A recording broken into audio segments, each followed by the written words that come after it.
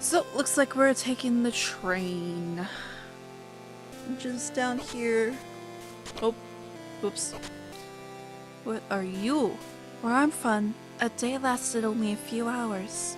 Seems so long, but on here, the days still feel like entire weeks strung together. Okay then. Ticket. Welcome aboard!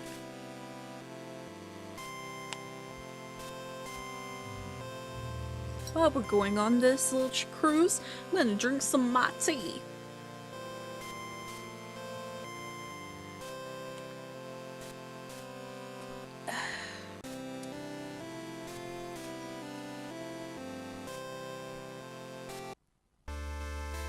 Cool. Come back soon!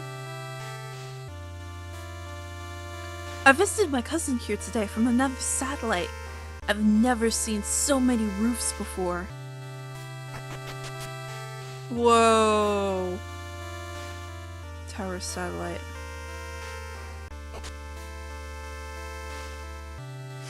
Said top floor? Oh god, this is gonna get really confusing very quick.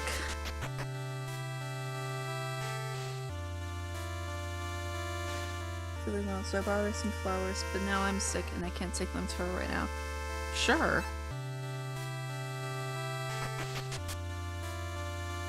Oh, is that you, Emmy? Come in! I'm not Emmy. Oh, I thought you were my neighbor.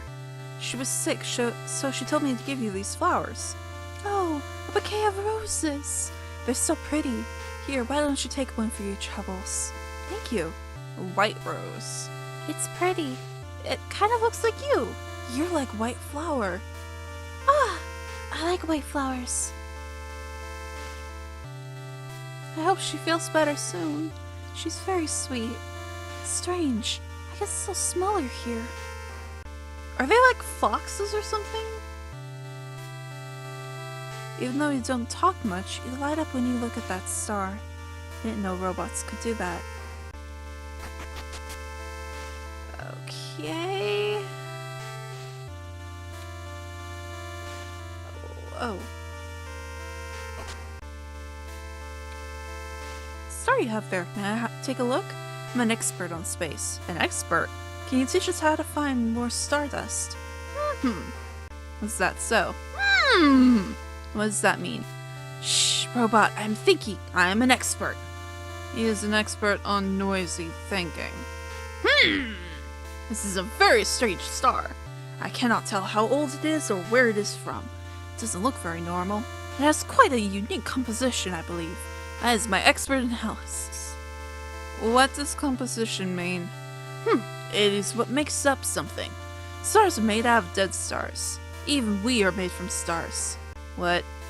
Do you grow people from dead stars? Of course not. It's much more complex than that. It has taken me many years to become an expert. Oh, you must be very smart. Could you help me with finding stardust and growing stars? I am only an expert on space. Perhaps you should look for a stardust expert. This expert turned out to...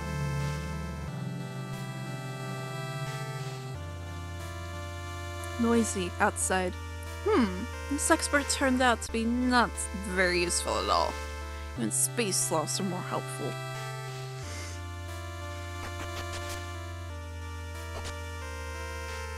Wow, you have a lot of plants in here.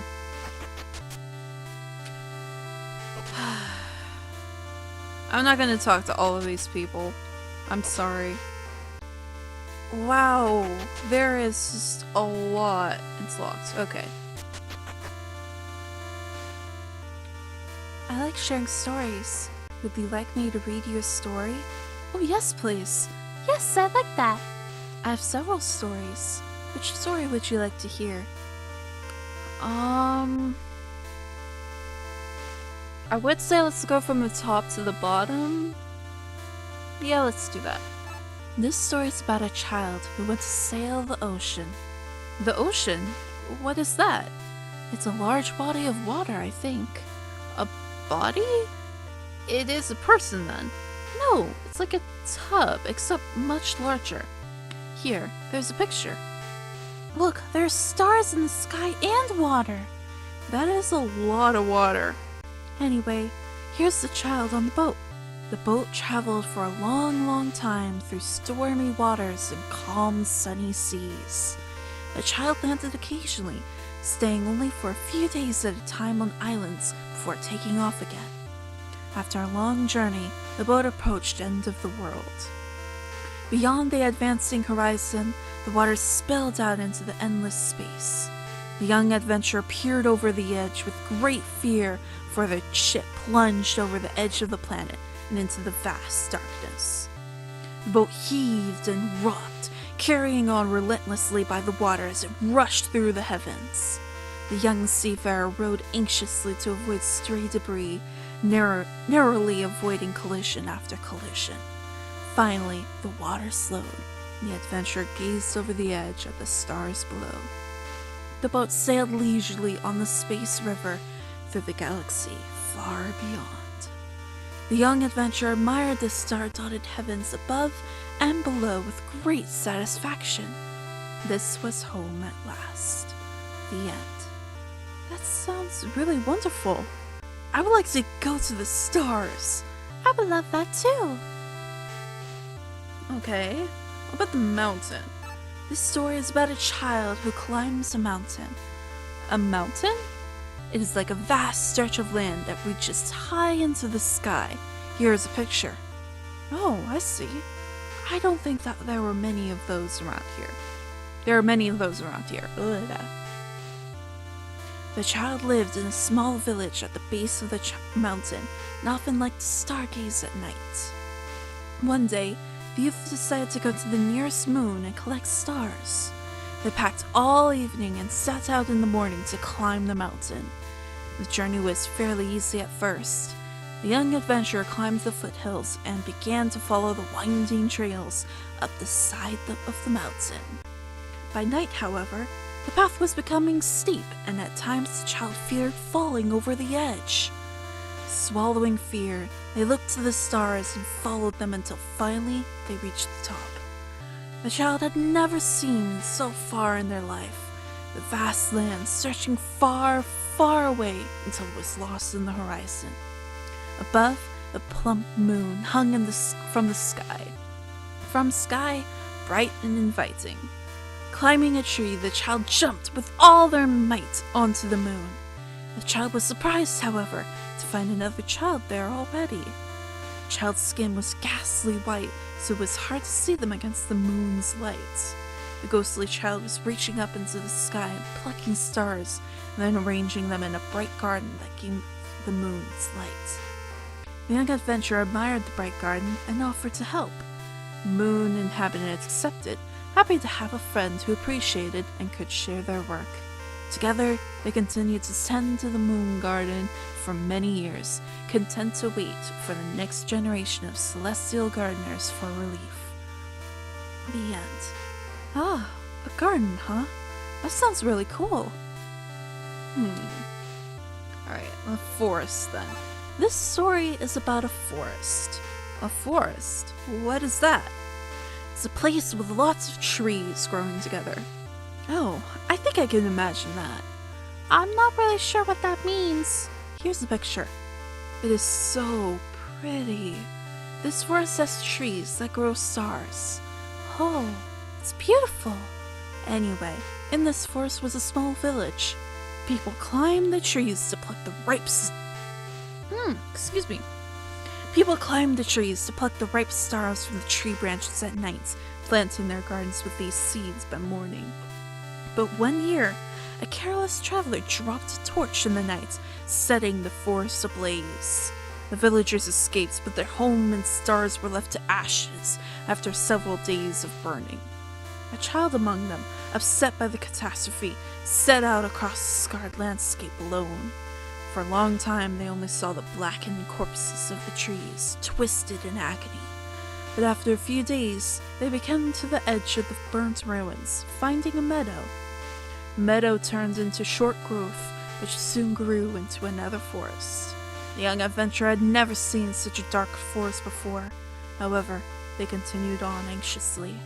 The trees pressed in closer, became thicker, towered higher. It became so dense that the adventurer had no choice but to climb. They ascended carefully through the web of branches, scaling twisted limbs. These forests reached higher than even the star forest, and the adventurer soon realized that the canopy was nestled in the lower rings of the heavens. Poking their head out, the adventurers saw the hilly tops of trees into the long distance. Not too far above, stars hung. They reached out and began to carefully pull them into their bag. 5, 10, 20, the young traveler filled their pack and so began their descent. Their journey was faster, lighter, and the adventurer arrived home, surrounded by curious villagers. The child opened their pack, and the villagers, elated, scattered the new stars into the soil. In a few years, the star forest began to grow again, and the young adventurer was greatly celebrated in the village. The end. How wonderful! I hope someday I can find more stardust to grow stars for everyone here to see. That was lovely. Alright, but oh! I saw something. Might be capable of going up this way. Whoop! Or not? Oh, wait.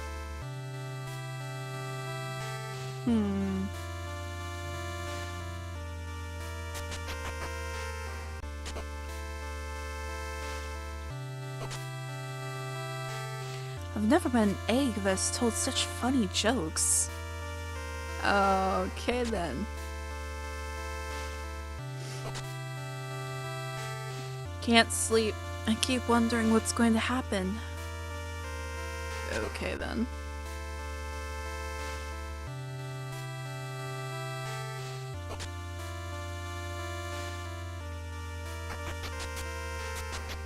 Not here, but have I talked to you? I wonder what happens when robots are turned off. It's just like sleep or death that's sort of temporary, you know? Please don't test that. Thank you. Okay, what about you? I want to write a letter, but I ran out of paper. Okay then. No, you're the storyteller.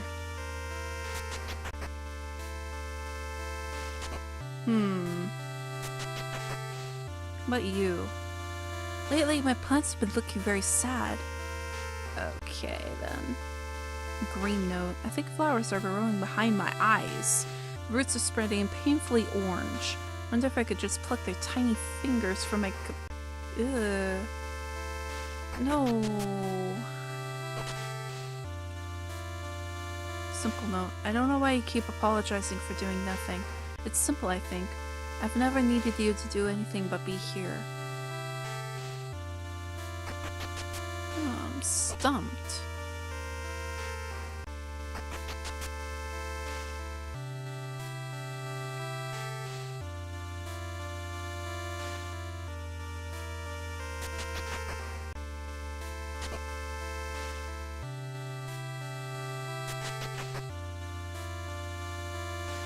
I have a lot of dreams about falling into water and drowning. What would robots even dream about? They can't even drown.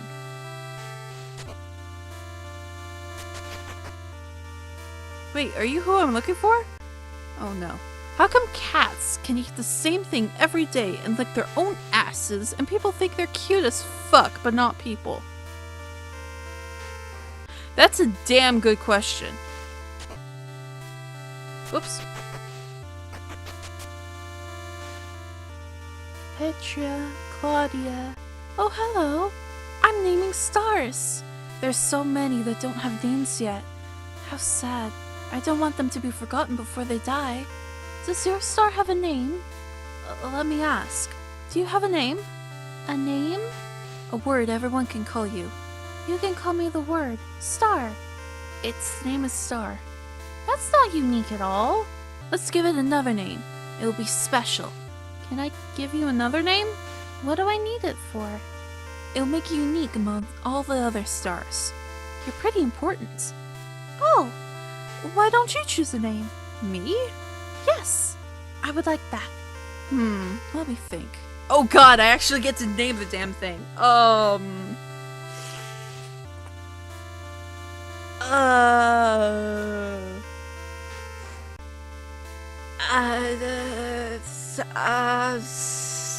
Safa.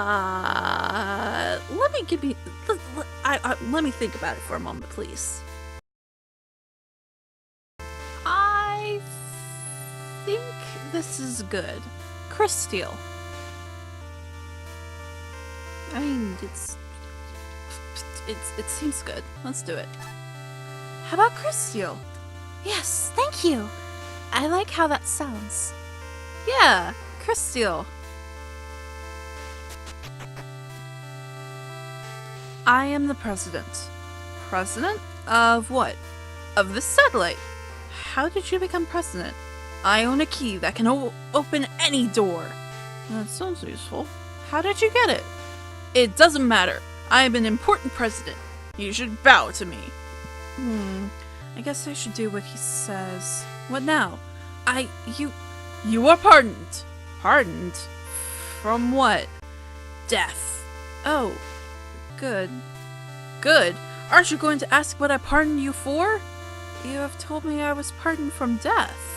Yes, but you were condemned to death because you crossed this threshold. Begone before I condemn you to death for crossing the threshold again. What a strange man. He is president, though. President? It is like a king. Do you have a king? No, I do not have a king or a president. You have both? No, you only have one. It is a type of ruler. What do you measure with a king or president with? Justice, I suppose? This president's been very just to me so far. You should leave before I'm condemned again. Okay. Tessie, Thomas the 16. Thomas the 16th. Hello again. I'm glad you named your star. This name is special to both of you. Okay. Way Gordon Ramsay handles those eggs. You'd think he was raising his own kids. Ouch! I think.